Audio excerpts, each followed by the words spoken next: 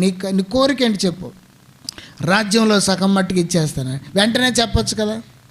వెంటనే రాజా ఈ హామాను మా విషయమే పగబట్టాడు, మమ్మల్ని నశింపజేయాలని, నా జాతి వారిని నశింపజేయాలనుకుంటున్నాడు, కాబట్టి ఈ హామాను ఇలా చేశాడని చెప్పొచ్చు కదా. చెప్పడానికే వెళ్ళింది, కానీ ఇది అనుకూల సమయము కాదు. అంచేత ఎప్పుడు చెప్పాలి? రాజు సంతోషముగా ఉన్నప్పుడు చెప్పాలి. ప్రియ సహోదరి, నీ విషయమే నీ ప్రభు సంతోషంగా ఉంటే నువ్వేం చెప్పినా ఆయన వింటాడు. మన విషయమే ప్రభు సంతోషంగా ఉండాలి. ఓ మాట చూద్దాము. పరమగీతములు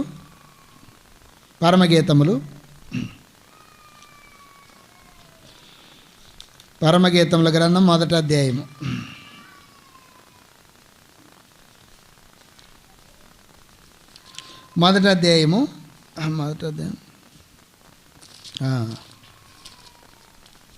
పరమగీతంలో మొదటి అధ్యాయము 12వ వచనం.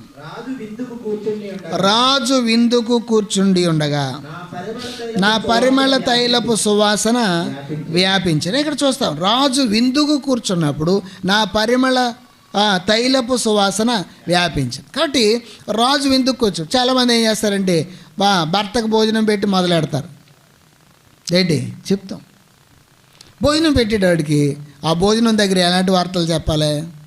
సంతోషకరమైన సంగతులే చెప్పాలి. కడుపు నిండా తింటాడు.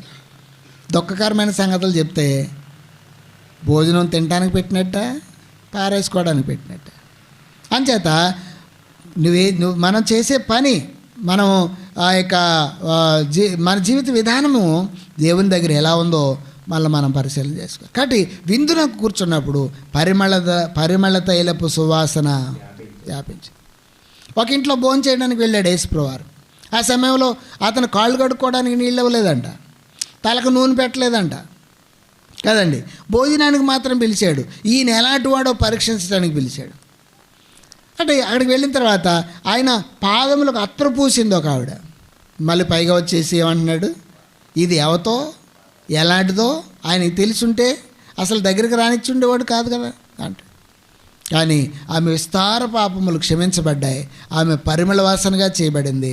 ప్రభువుకు ప్రీతికరమైనటువంటి జీవితాన్ని జీవించడానికి తీర్మానం చేసుకుంది. కాబట్టి భోజన బల్ల దగ్గర కూర్చున్నప్పుడు, భోజనం దగ్గర లేకపోతే విందుశాలలో ప్రభుతో పాటు మనం కూర్చున్నప్పుడు మనలో నుంచి సువాసన వెదజల్లేటువంటి రీతిగా ఉండాలి. పరిమళ వాసన. ఈ పరిమళ వాసన గురించి చెప్పాలంటే చాలా విషయాలు చెప్పుకోవాలి. సువార్త అనేటువంటి పరిమళ వాసన వెదజల్లేటువంటి అనుభవాలు, సత్క్రియలు అనేటువంటి పరిమళ వాసన వెదజల్లేటువంటి అనుభవాలు, దేవునికి ఇష్టమైనటువంటి జీవితం